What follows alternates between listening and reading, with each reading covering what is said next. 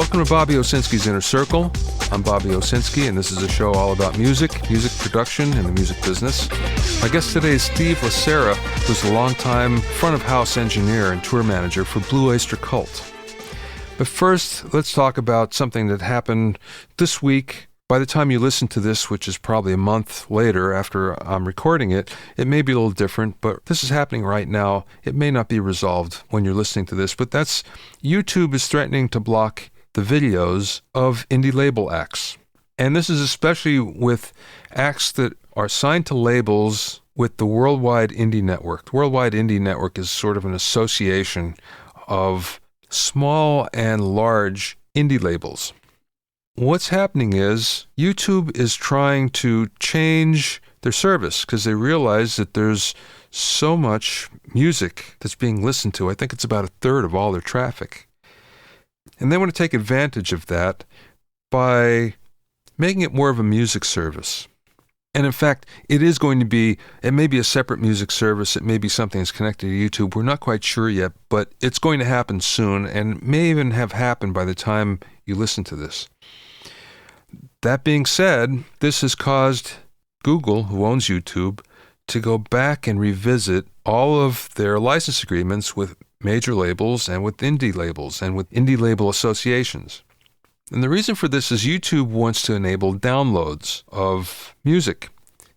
What they really want is for you to be able to download something so you don't have to be connected to the internet when you listen to it. In other words, you'll download some music or it'll be downloadable, it'll be tethered to your device, and later what will happen is if you're not connected, you'll still be able to listen to it. So that's the whole idea, but basically what's happening is the major labels are pushing for a new deal because of that, and they want to get paid more. And that's the whole source of the problem, because YouTube wants to pay the major labels more than the indie labels, and the indie labels aren't standing for it. What the indie labels are saying is we want to be paid exactly the same as the majors. And YouTube is basically saying, take it or leave it. So WIN, or the Worldwide Indie Network, is basically saying, okay, we're going to leave it. So as a result, YouTube has come back and said, okay, fine, but we're going to take down all of your videos off our network. Meaning that you won't be able to find any acts that are signed to either a major indie label or just any kind of indie label. So this sounds pretty ominous, and it is in a couple of ways. It's not quite as bad on one hand because this might not apply to fans that upload videos, like lyric videos and things like that, and that's actually substantial. If you look at any hit, you'll find that there's only one official music video, but there may be dozens of other unofficial videos. YouTube is even threatening to take those down, and the question is, do they really have the resources to be able to do that? Maybe yes, maybe no, and we don't quite know that, but it's a pretty good threat. All record labels have learned that they're making a lot of money off of YouTube ads, and they don't want to give that up. What'll happen is that money will be cut off, and that's something that indie labels especially really need. So this is a pretty important decision, and we'll have to see how it plays out. Not exactly sure myself what'll happen. I think they'll probably meet in the middle, but maybe not, because the word is YouTube is being very, very stringent on what they want, and they're not moving too much. So we will see. Keep an eye on that. The next thing I want to talk about is finding the groove of a song. And actually, this was a question that I got this week. And it was, okay, explain to me what the groove is and how do I find it? So here's what it is. Every song has a groove. The groove is the pulse of the song. It doesn't matter what kind of music it is. If it's good, it has a pulse and you can feel it. So in other words, just pick a genre. It doesn't matter. If it's good, it will have a pulse and you can feel it. And if it isn't good, or if it isn't something that hits you in the right place, you won't feel it. And many times the reason is the groove is confused. You can't find which instrument is really providing it, or multiple instruments are providing slightly different grooves, so it's confusing. We can't quite feel it. This is what happens a lot with young bands don't quite know how to play together yet. The groove can come from the rhythm section. It's usually where it comes from. Or it could come from like a rhythm guitar. Or it could come from percussion. Bruce Swedien, who engineered a lot of Michael Jackson's biggest hits, once told me that Michael's singing was so strong that he could provide the groove just from that. And if you listen to some of his demos, some of his just vocal-only demos, you can really hear that, as a matter of fact. So what happens is a bad band confuses the groove, and a good band knows how to listen to one another, so there's only one groove. And they can feel that pulse, and the whole band can feel the pulse, and the listener can feel that pulse as well. The best way for a band to figure that out is basically, you always use the phrase, how are you playing that? Because what I've found is many times players are playing something that's slightly different. So in other words, there may be something happening on the kick and snare, the bass player playing it differently, the accents in different places. Now, if that happens intentionally, that could be pretty cool, but sometimes it happens unintentionally because the two players aren't listening to one another. And it'd be very simple to figure that out by just saying, hey, how are you playing that? And then one guy going to the other one, or one player going to the other one. So if you're mixing, how do you find the groove? If it's not apparent, and it should be easily apparent what is the groove. And the reason why we want to find the groove is that's usually where we start a mix. If you ever see someone pulling up the kick drum first, or pulling the drums up first, really what they're trying to do is find the pulse of the song. If you find the pulse of the song, then the rest is kind of easy because they just fill in around it. And a lot of the classic engineers didn't mix from the drums way back when they only used one or two mics. They started from the bass, actually. And if you listen to a lot of the hits from the 50s and 60s, you don't hear the drums all that much, but the bass is what's giving it the pulse. So if you can't find the pulse, the easy way is just throw all the faders up so all the tracks are at a relatively even level, and then raise each track a couple dB, 3 dB maybe. At a certain point, you should be able to feel the pulse coming together. There should be something there that suddenly will give you the pulse. And you put a couple instruments around that, and all of a sudden, you'll feel a groove of the song. Now, of course, you can't easily build the pulse if it's not there in the first place. I mean, there are ways that you can actually go in and surgically put it together. But we're just talking about a very, very simple mix where it's all already in the grooves, it's already played. So the groove is the pulse of the song, and every song has one. Doesn't matter what kind of music or what the genre.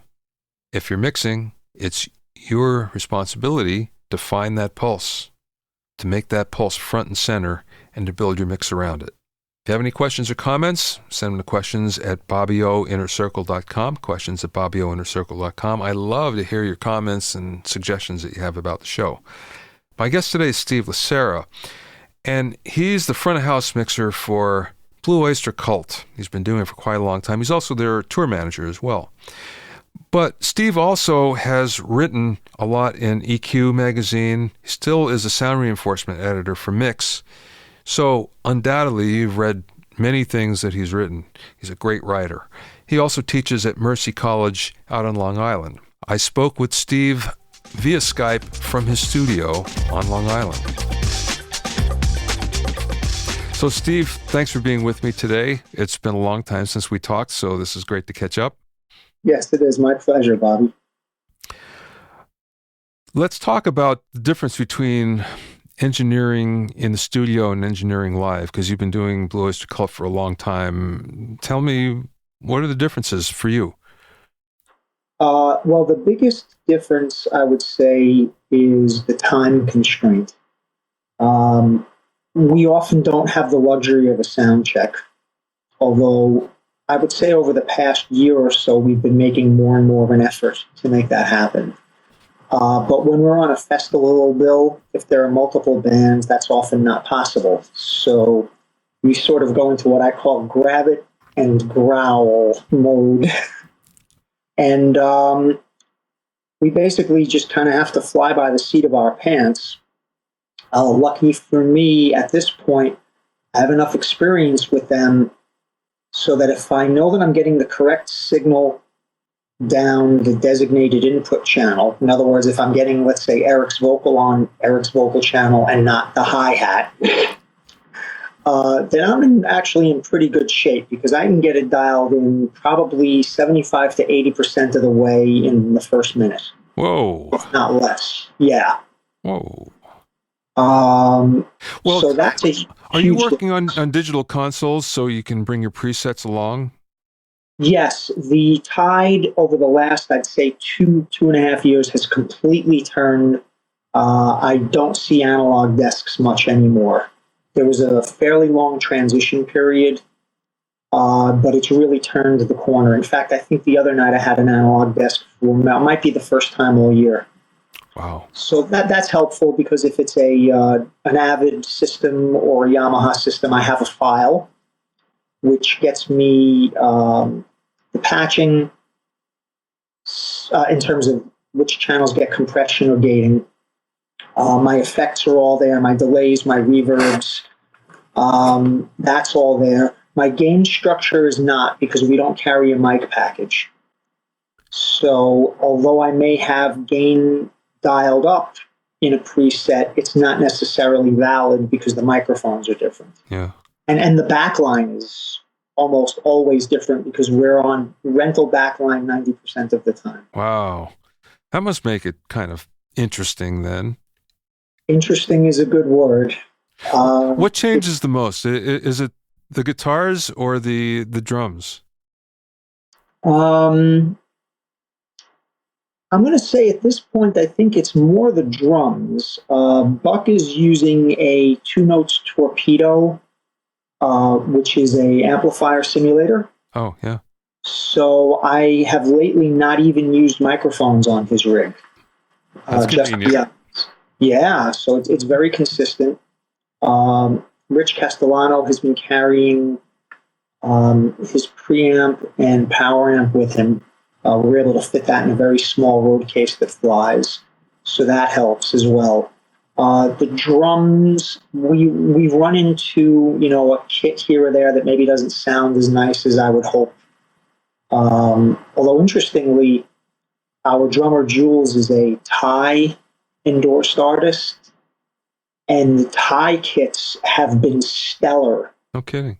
They really have, and we have yet to have a Thai kit that didn't sound great. Wow. Yeah, That's and we weren't. Yeah. So that's kind of cool. But sometimes we'll run into a kit that is not what he had requested. And, occasionally maybe the bearing edges aren't right or something like that, or there's not time for us to change the heads and tune them. Do you bring anything with you? Personally, I bring headphones and I bring my USB sticks, and that's about it. Wow. Gone are the days where you had to bring a whole bunch of stuff. Yeah, there was a time when I traveled with a rack for them where I had a couple of compressors and a few Lexicon PCMs, but that was one of the first things to get cut post 9/11 when the airlines started getting picky about charging for baggage. Yeah, right. So I don't even carry tools. I used to carry a small toolkit, but basically it's headphones, a mag light, maybe some tape and Sharpies, and then I've always got to have my computer and my printer that I'm dragging around for the tour managing stuff. So I've already got my hands full. Yeah, I bet. When you're mixing, are you trying to make them sound like the record? Or does it matter? I try to respect the record. I definitely do, to the best of my ability. But it's not always easy because their songs have evolved over the years. So they're not playing some of them quite like they played them on the recordings. But I sort of feel like we owe it to the fans to try to get in that ballpark as much as possible. Since they have a lot of experience, and have been doing it for so long, and you've been doing it with them a long time, does that make it easier or harder? Are they picky? Are they looking for something in particular, or are they just like, well, okay, been there, done that, anything works? I think there's a little bit of both. That Buck is on the eternal quest for the ultimate guitar tone. Yeah. So he'll experiment and he'll change his rig, maybe add a pedal or take a pedal away. He's always up for trying new things. And some of the other guys, maybe not so much. Eric is very consistent. He plays his Gibson SG, he plugs it into a Mesa Boogie, and off he goes. And that's been very consistent. That's helpful. And it's a great tone, too. What are the hardest rooms for you to work in? Hardest kinds of rooms? Large reflective rooms tend to be the most difficult. In particular, one that comes to mind recently was we played a place in, I think it's Huntington, New York, called the Paramount. I think it used to be the IMAC Theater. It's got a very high ceiling, and at the time, I think this was their first show, so they had just installed the PA, and there was no sound treatment in the room. And it was a little tough because the reverb times were hanging very live, hard floor, hard surface walls. That tends to be the toughest kind of room. Outdoors is usually the easiest because I don't have to deal with room reflections. Yeah. What kind of PAs are you running into? Are they consistent? I would say generally yes. A good proportion of the systems I get are line arrays, either JBL Vertec or the EVs. We see a fair amount of VDOS rigs. Occasionally, I'll get an old bunch of beat-up boxes like I had last weekend, which was serviceable. You know, not as nice sounding as I would have hoped, but it worked. They bark. Right. Well, you and I both remember the old days where we had horn-loaded cabinets everywhere. Yep. I always thought they sounded a whole lot better than the line arrays. The modern systems that we have now, I don't. Maybe it's the generation of mixers, or I'm not sure what it is exactly. What do you think? I think it's a little bit of both. I think I've seen, and I hate to sound like a stuffy old fart, but I've seen on more than one occasion rather young engineers, and when I say young, I'm talking, let's say, early 20s, mixing a classic rock band as if they were Five Finger Death Punch. I probably shouldn't name the band. There was one band in particular that we played with last summer that I was a big fan of for many, many, many years. And the engineer just ruined them because he had this big fat kick drum and, you know, the big snare, and there's a horn section up there. And, you know, the guitar players are playing intricate parts and there's horn lines and harmony vocals. And I'm just watching it going like, what are you doing? You know, this is not what this band was intended to sound like. So that may be part of it. And I think maybe some engineers perceive that that's what an audience is expecting. Yeah, see, I have a theory that there's a whole generation of mixers that learn the wrong way. They learn that you start from the kick drum, you make it as big as possible, and you lay everything over it. Where, I don't know about you, but the way I learned, especially for live, you take the quietest thing on the stage and you work with that first, which is usually the vocal, and you build around that because otherwise you won't hear it. You'll lose it. Absolutely, especially in a room that's prone to feedback, because you're going to be able to get the lead vocal, you know, to whatever that level is, and then the room just won't take anymore. And if you're starting with the big fat kick drum and the big raunchy guitars, well, where are you going to put the vocals? Yeah. And when we sound check, often, not always, but often, if I don't know the room, after I've got my gains set, and I'm sort of kind of playing around with the instruments and the vocals, I'll pull everything out and just leave the vocals up for a few minutes and then sort of ease the band back in behind that and massage it slowly instead of, you know, trying to put everything in your face all at once. Oh, smart guy. Yeah, definitely. Do you run into systems where the subs are like roaring and you think yes, way too loud? Frequently. Frequently, I'll ask the systems engineer to dial the level of the subs back, or I will run the send to the subs off of an aux send, so that I can dial a little more control in over it, and then I can simply back down that aux send on the kick drum and the bass guitar. That's my preference. Yeah, it seems like that's a trend where, and that probably doesn't help the sound at all of the low end, where all of a sudden you have 6 subs where you could have gotten away with 2, and they're just roaring.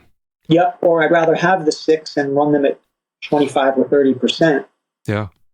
Than not have to beat them up all night. Yeah, that's true. That's part of my philosophy as well. I'd rather be mixing on a system that's got tons of headroom and not hit the gas pedal than be running a system near its limit. Is there a piece of gear that you rely on when you're mixing? My ears. Good for you. Good answer. I can't say that there is. I don't have that luxury. Yeah. I think if we had the ability to carry a mixing console for front of house, I would love to do that. I'd love to carry even something as modest as like a Yamaha M7. That would be wonderful. But I don't have that luxury. And why is that better than a rental M7, for instance? The only difference would be if I had it, that I would have it every night if we carried it. Yeah. But it's not. A rental is perfectly acceptable. And I find in particular that the architecture of most of the Yamaha consoles is all pretty consistent. So if you know how to use one of them, you're pretty well at home on all of them. I mixed on a CL1 maybe a few weeks ago, which is their relatively new mixer, and it's a no-brainer. Oh, yeah. Yeah, right. Have you seen the new little Midas consoles? I mixed on a Pro, I think it was a Pro 2, a little baby. Yeah. Little baby desk with, I think it had 8 faders and 8 masters. It sounded fantastic. The footprint is barely bigger than my lap. Yeah. It took me a little bit of paging, and it took me a couple of hours between sound check and the show to get comfortable. But I would say by a few songs into the show, I was rocking it. It was good. I think we're talking about the same one. I saw this at NAMM, at Summer NAMM, Winter NAMM, and I couldn't get over it. It was amazing. There was such big bang for the buck. It was only like $5 or $6 and I looked at this, I thought, this is impossible to put all this stuff in there, but that's Behringer. Yeah, it's amazing. It really is. It's actually interesting that Behringer would buy them. And yes. They told me that everything was built now in Behringer City in China. Is that right? Yeah, right. But they also swore that anything that was analog was Midas. And so you would know if it sounded like that or not. That's good to hear. I think the one you may be referring to is the X32. That's the one, right? Yes. I have limited experience with that. It does sound very good. Do you ever have to mix monitors for the band? Not if I can help it. I don't have the patience. Yeah. As a rule, we do not mix monitors from front of house. Although there was a show, and I'm not going to remember the city. There's a county fair somewhere in California where, as a rule, monitors are done from front of house. Whoa. And as much as we barked and squawked about it, we couldn't change it. However, having said that, they had a 56 input console at the house. So we were able to split key channels, and at the time we had a monitor guy with us. His name is Andrew Gearhart. He kind of floats in and out depending upon how busy he is with other acts. And we were side by side. So he was on the right-hand side of the console. We had split the channels so that he could do what he needed to. And then I was mixing the band for the house. Smart. So I may have dialed in a little bit, of some of the simpler things like hi-hat or overheads, and he was handling the lion's share of the work. But it was pretty cool because we were side by side. Yeah. Wow. It was interesting. Other than that, no, I avoid that. I don't have the patience. Yeah. I don't blame you. That's the hardest job in show business, I think. Absolutely. How did you get the gig? good story. In 1993, I lost a job.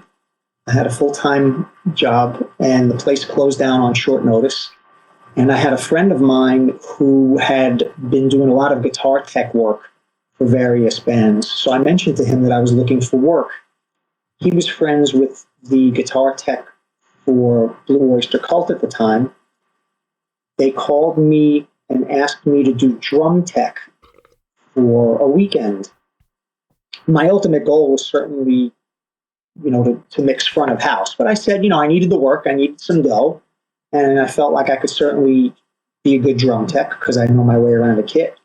So I did a weekend with them and sort of felt that, that was going to be it. But inside of a week or two, they called me again to sub for 2 and 3 weeks at a time. So over that summer, I subbed for them on and off.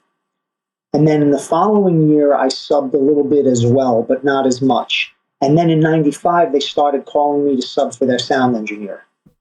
And then in 97, he left, and it became my gig. So I've been doing front of house for them steadily since 97, and I also took on tour managing in, I think it was 04. Wow. So I'm well past the lifespan of a Blue Oyster Cult tour manager. I would say, yeah. Congratulations for getting there. Thank you. I think they're going to get me a gold watch. Okay, so what is it that you love the most about mixing live? There is definitely a rush involved under certain circumstances. When we're in a pressure situation where, let's say we're flying from point A to point B and we get delayed and it's a disaster, and, the promoters got cars waiting for us at the airport to take us straight from the airport to the stage. I put the guys on stage. I throw the faders up. That's fun to me. Mm-hmm. When I can do that and throw up a mix that's reasonably good, that's a tremendous rush.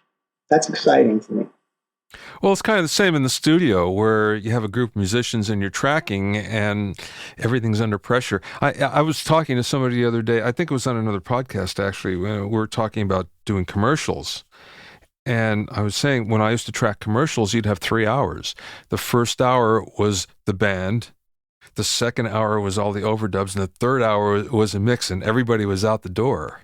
Wow. That's an intense schedule. Yeah. And the thing about it it was kind of cool because no matter what, everything had to work. There was no going back ever. And, you were under pressure for those 3 hours, but it's also a lot of fun. Yep. It hones your craft too. I think it makes your appreciation for understanding signal flow it takes it to a new level. Yeah. Because I feel like when you're dealing with that sort of a situation, you really need to be able to solve problems quickly. And a lot of times they're signal flow related, whether it be a busted mic cable or, a DI that doesn't work because the phantom power is not reaching it or something. Like, you need to have that logic to follow the map as quickly as possible, get a message to somebody to say, change that DI or, whatever it is, troubleshoot the problem and get it solved as quickly as possible. Well, what kind of problems do you usually run into? Is it stuff like that, or is it microphones that are swapped, channel swaps, things like that? Occasionally it'll be a channel swap. Sometimes Rich's guitar channel and Eric's guitar channel will be swapped because their cabinets are next to each other.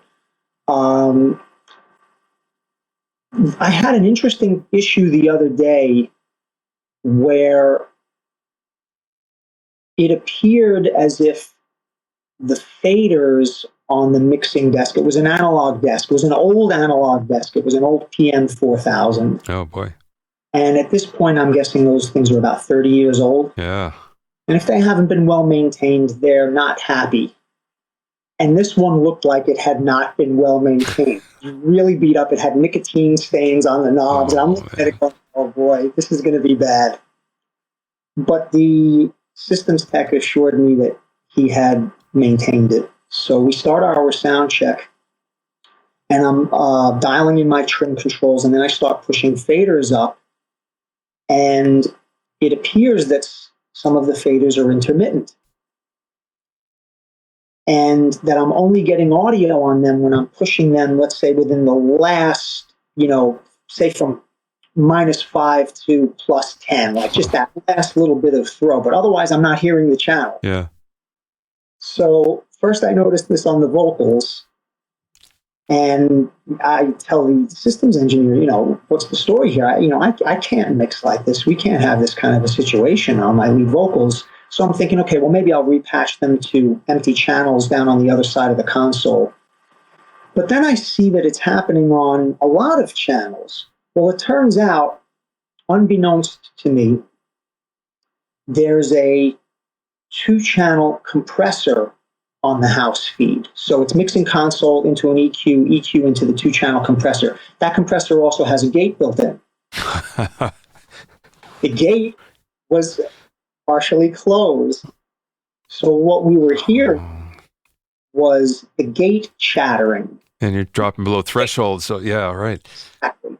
So after I realized what was going on, I walked over to the gate, and I'm like, oh, okay. So we turned the threshold down all the way to get the gate out of the path, and everything's fine. Wow, that's an unusual That's a good one. one to file in the memory banks. Whoa.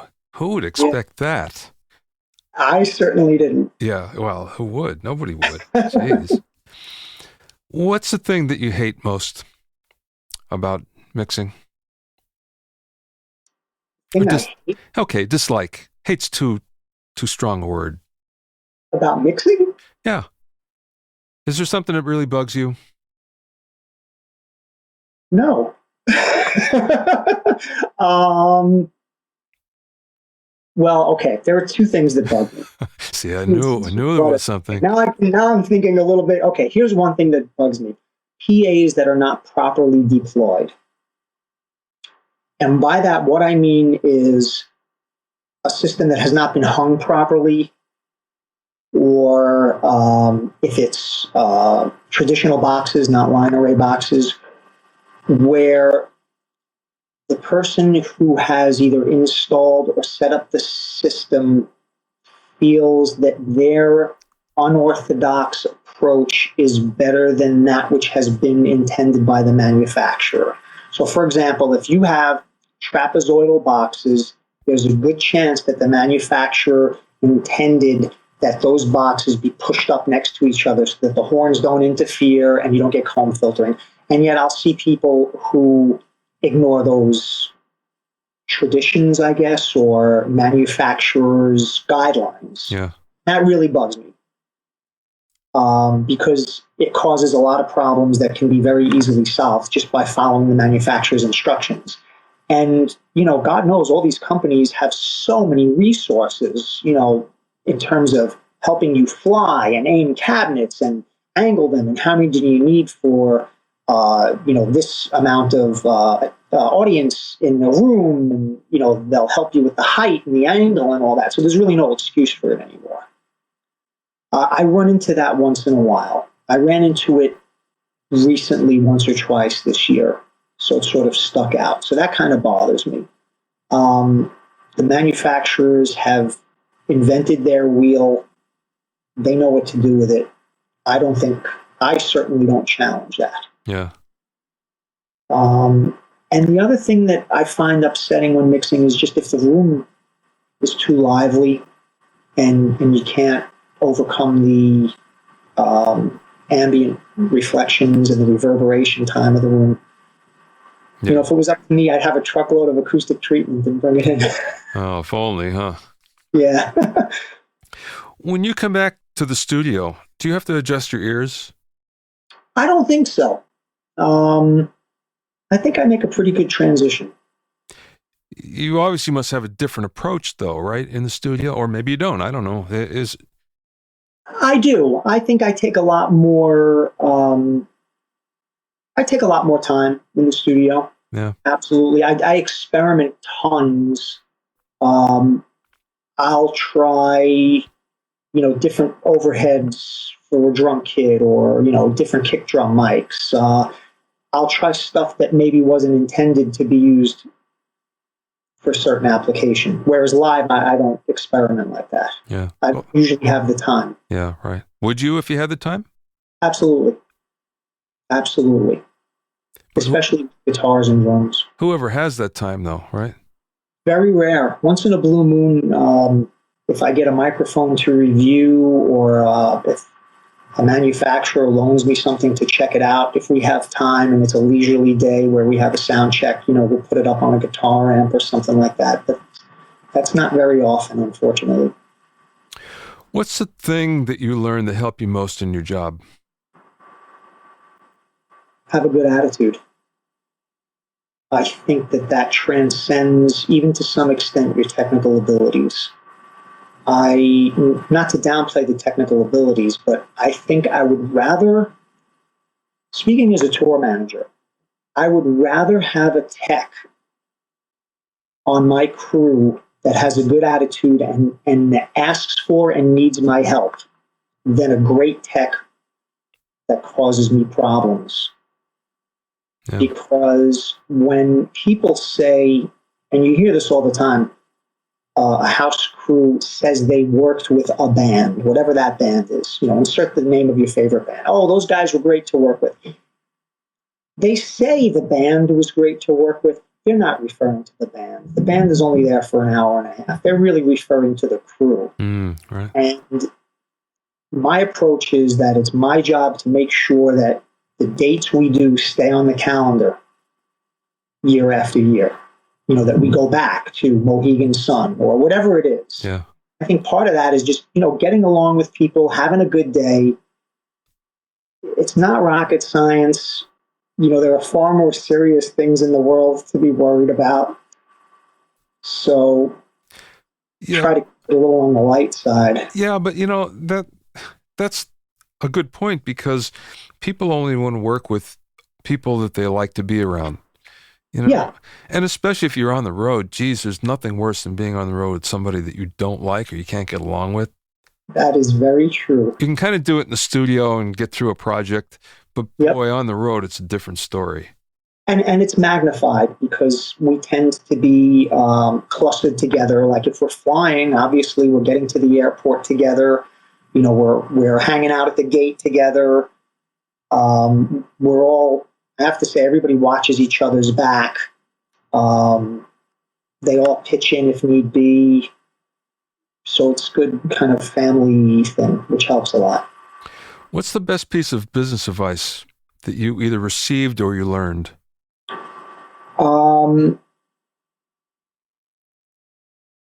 Probably to be on time or be early.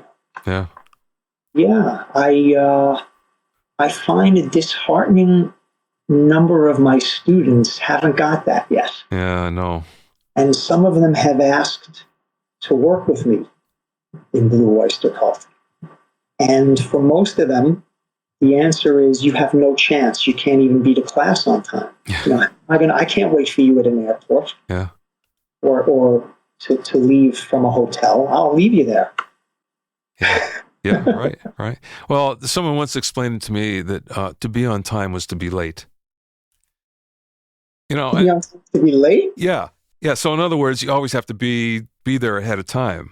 Yeah. What's that expression? If you're not 15 minutes early, you're 10 minutes too late. Yeah, something like that. But it's all true, really. I have to say that I always get major agita if I'm not, getting. If I know I'm going to be late, even if it's a minute or two, it really bugs me. And it could be something that's, very innocuous. Meeting a friend for lunch or something, it still bugs me, And a lot of that has to do with being on the road and just having, that regimental time. You have to do things in time or else, there's going to be something suffering down the line. That's right. And I think it adds stress. Oh, big time. Something I don't need. Yeah. Well, on the road, especially in the studio, again, you can get around a lot of that. But boy, I used to work with the bass player that his expression was, "What do you mean? I'm not even a half hour late yet." I mean, it was Wow. constantly late, and it made Ah, everybody crazy. And to him, that was just the way he did business. But he didn't well, do it all that long when it was all said and done, because the first time there was a chance to replace him, he was gone. yeah, there you go. Yeah. It doesn't matter about your ability at a certain point. It Yeah, if was you can't gone. show up, your abilities kind of become a moot point. So tell me about teaching. So you transitioned into teaching. Yeah, I've been teaching at Mercy College since 2003. Um, they're now our department is now located in the Dobbs Ferry campus. It was at the White Plains campus until a few years ago, but they closed that and moved us over to Dobbs Ferry, which is a beautiful location. And the rumor is that they're building us a new studio in the fall, Oh boy. which is nice. So I'm hoping that that's going to happen. That's sort of been postponed once or twice already. So I'm hoping that this time they mean it. Yeah, yeah, yeah. And we have a 4-year music technology program. I tend to teach the recording workshop classes, the sound reinforcement classes, and a class called Audio Systems Design and Installation, where the students learn a little bit about recording studio design, acoustics, basic room geometry, patch bay layout and design, soldering, that sort of thing. That's a good course. It is. The program is really good. Yeah, It's, I go it's and I teach in a lot of colleges where I go and I lecture, I give a clinic, and all over actually. And I have rarely heard about that last program that you had. really. Something like that. No, I rarely do I see something like that. The only place I can think of was like Belmont College in Nashville had something similar that I can remember. But other than that, it's never in a curriculum that I can see. But I think it's something that's really needed. Oh, absolutely. Absolutely. And I think my students get a kick out of it because there's always one of them that gets a call from a friend who can't wire a patch bay. Yeah. And, they can. And I said, well, I hope you're going to charge your friend for this. Yeah, right. Well, this has been great. Thanks a lot for your time, Steve. It was good to catch up again and hear about what you're doing. And as always, your on the road exploits. Thank you, Bobby. It's my pleasure. If you want to find out more about Steve, go to blueoystercult.com, or you can read his articles in Mix Magazine or Mix Online. Thanks for listening and being in my inner circle. Remember, if you have any questions or comments, please send them to questions@bobbyoinnercircle.com. Many thanks to Steve Cherubino. He's the guy behind the scenes here that makes this podcast run. He's also the host of EDM Producer Podcast at edmmr.com. To listen to my other episodes of Bobbio's Inner Circle, go to bobbyowsinski.com and select the podcast tab, or you can go to Bobbio Inner Circle, or you can find it on iTunes. At bobbyowsinski.com, you can read excerpts from my books. There are links to my blogs, coaching programs, as well as a sign-up sheet for my newsletter and for alerts for this podcast as well. This is Bobby Owsinski. See you next time.